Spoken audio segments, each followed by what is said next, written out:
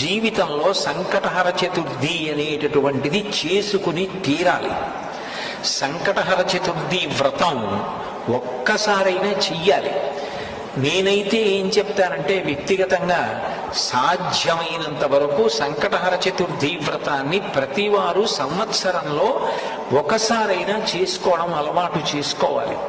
నేను ఎందుకు ఈ మాట అంటున్నానంటే, వేదవ్యాసుడు దేవీ భాగవతం చేస్తూ ఒక మాట అంటాడు, కాలో హి బలవాన్ కర్త సతతం సుఖదుఃఖయో నరాణం పరతంత్రాణం పుణ్య పాపానుయోగత. భగవంతుడు మనకొక సుఖాన్ని ఇస్తే మన పుణ్యాన్ని అడ్డుపెట్టిస్తాడు, మనకి దుఃఖాన్ని ఇస్తే మనం చేసిన పాపాన్ని అడ్డుపెట్టిస్తాడు. నేను చేసిన పుణ్యమేదో నాకేం తెలుసు? జీవితంలో సంకటహర చతుర్థి అనేటటువంటిది చేసుకుని తీరాలి. సంకటహర